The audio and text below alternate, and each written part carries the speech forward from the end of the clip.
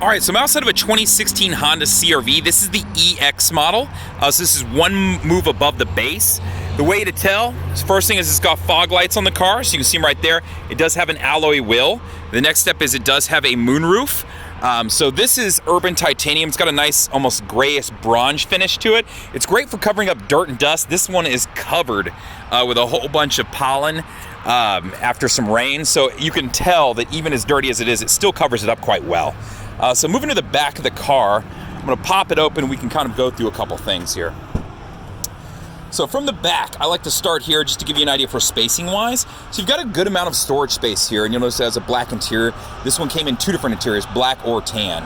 Now your spare to this car, first off, it does have a spare, is right here. So you have a full diameter spare, so full height, just not full width. So it's not a donut. So you're gonna be able to get down the highway and drive 55 if you need to.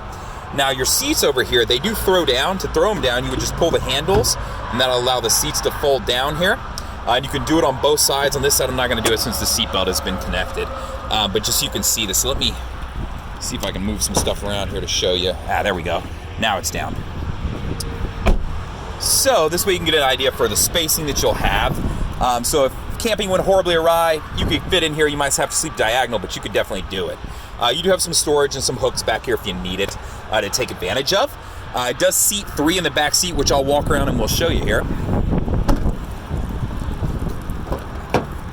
All right, so in the back, I do have seating for 3. It is a cloth finish. If you were looking for a leather finish, you would want to go up to an EXL, or you might want to talk to your local dealer if you're buying this car there, because you could probably add leather to the vehicle. So it's kind of nice. If it's all worn out, then you could always go that route. But you do have your settings for your hooks. I should say if you need to hook up car seats, so in all 3. So you've got that. The car does have air vents in the back, so that's important if you got little ones back here to keep that in mind also. Now, moving into the front seat. If I'm getting out of the car, it does have the quick release to lock, so I can lock it and walk away. Let's hop in and crank it up. I will point out this is the first model where you'll find power seats. The model below it does not have them. So the EX is kind of best bang for your buck when you're climbing models. The base model isn't gonna have a lot of these things in this car. So moving into an EX from the base, you're gonna move to a key fob, push button start, the powered seat. You're gonna get heated seats, the audio touchscreen. It's a lot of additions. On the outside, it's the moonroof. It's gonna be the fog light controls. It's gonna be the alloy wheels. So for a lot of people, when I was selling these new, this was a big jump that a lot of people made for the extra couple grand. Now, starting over here on the dash. So let's show you a couple things. But first, I'm gonna do us a favor and move us into a little bit less ridiculous lighting. So from here, you have got your window controls. Driver's side is an auto up down.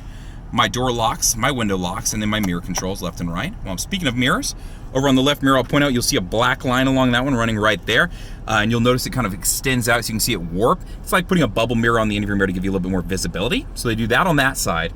On the other side, there's actually a camera that they're gonna use, and you can see it down below there hanging off. Anytime I fire my right blinker on, it's gonna fire this camera on to help me out. So the red line is the end of my car. Red to orange is a car length, and then orange to orange is a secondary car length, right? And I don't have to turn my right blinker on. There's a button on the tip of the blinker stock I can press. I can turn that camera on and off whenever I want. That starts on the EX model as well. So the base model jump to the EX was a big jump when this car came out new. And even if you're looking at a pre-owned one, there's a lot of tech here that you might want yourself to have, or if this is for a kiddo, you might want them to have also. So moving over to the dash. You do have vehicle stability assist. That works with your traction control. So in the event that you go into a skid, it'll transfer to whichever wheel is getting better traction. This is always on unless you press this. If you press it, you'll see that orange come on, letting you know it's on or off. Really, the only time I can think to turn this off is if you were stuck in the mud and you wanted to spin your tires while someone was trying to help push you out. Now, next to that is gonna be your tire pressure monitoring system. So it'll alert you if any of your tires are low, and then you'll just have to check them to see which one exactly. Now above that is the Econ button. So this will improve gas mileage of the car. When you turn it on, you'll see a green leaf pop on up there so you can see it flashing at you. And now how this works is it will improve gas mileage by shutting down some electrical systems in the front end of the car, but you're gonna give up a couple things. You're gonna give up some acceleration off the pedal, and you're gonna give up a little bit of the AC usage. So just keep that in mind when you're using it. Now moving up to the steering wheel. First one I'll point out is right here.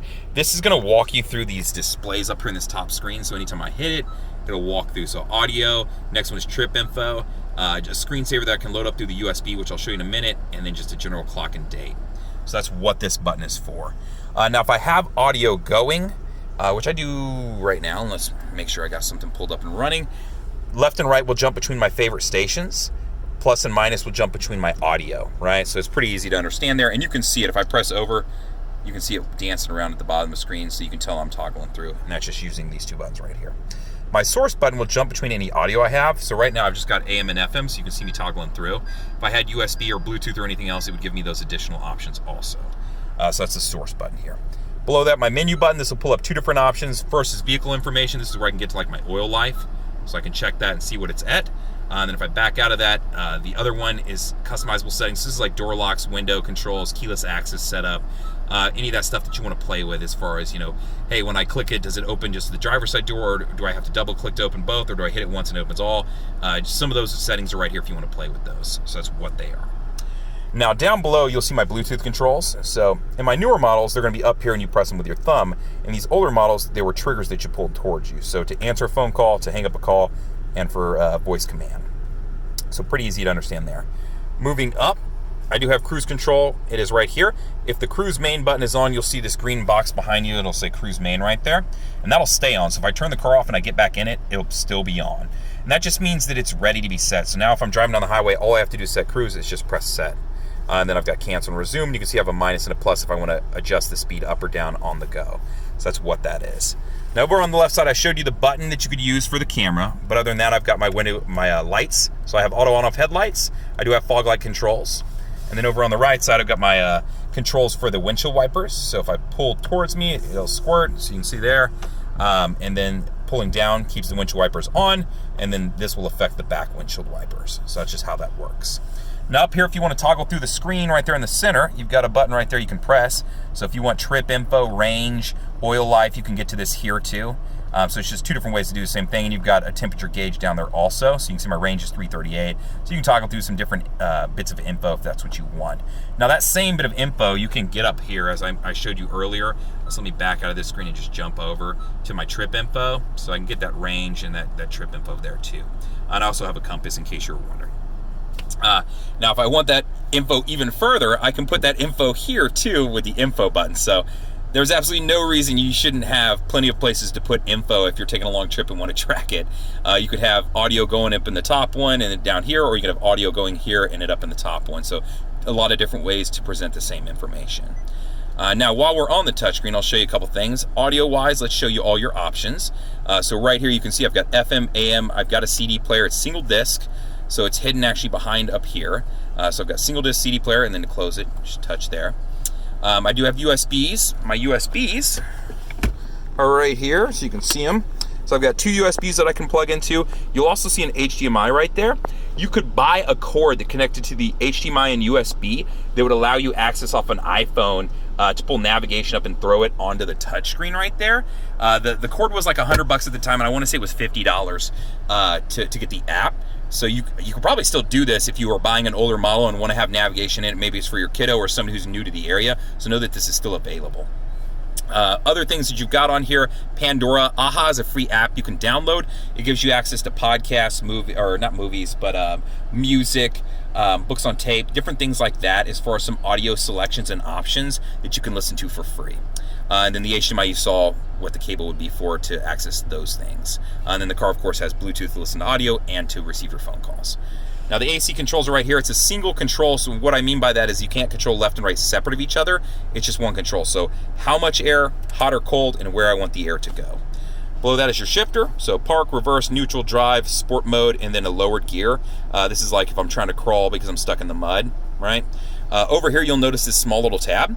You can pop this out, put your key in it, and it'll allow you to actually shift. So let's say the car died, wouldn't start, we have mechanical issues, but we wanted to get it up onto a tow truck. This is where you can pop it out, throw that in there. Now you might be saying, hey, well, I have this key fob, where's the key? Well, flip it over, there's a little deal here, you pull here, and then you can slide a key out. That's the key that you would put in there, right? So just so you know what that's for. Now below, you do see it does have heated seats in this model. So heated on cloth versus heated on leather, which would be the model above it. I've got a power outlet here, a place to store my phone that's nice and sticky, or grab, I should say, as far as the rubber goes. And then I have places to throw drinks that are also removable if I want to make more space for myself. You saw the center console. It does slide forward too in case I have a smaller person sitting up front. Standard mirror controls. If you wanted an auto dimming, you'd want to go up a model. And then I've got, you know, my glasses holder and a mirror if I need to keep an eye on the little ones or the dogs in the back, or if I have stuff sliding around. It does have a moonroof. I won't show you how that works. I'm sure you can figure it out. My controls are right here. Other than that, this is the Urban Titanium edition with the black interior. This is a CRV EX 2016. If you have any questions, feel free to reach out. You can always comment on the YouTube video. While I'm mentioning this, some safety features, if you just want to go over general stuff in the car, like what it has since it's a few years older. It does have 6 airbags, so 2 front airbags, 2 sides that come out on both passenger and driver side, full curtain airbags that come out of here and will roll the whole set of glass, so it'll protect everybody. They do have rollover sensors too, so if you did roll the car, it'll open before you actually crash to help protect everyone in the vehicle. So just a couple things to touch on. If you connect your phone up to Bluetooth and you get in a crash, it can call you. If you don't answer, it can call 911 for you. That's part of Honda Link, so that's just what that is. So just some things to be aware of when it comes to that. Honda Link Connect right there. Outside of that, feel free to reach out to me. You can comment on the YouTube video. You can always call me at 512-443-4300. Be more than happy to try to answer your questions. Or you can email me at the letter J and then my last name Fuller, F-U-L-L-E-R, at howdyhonda.com. Thank you much.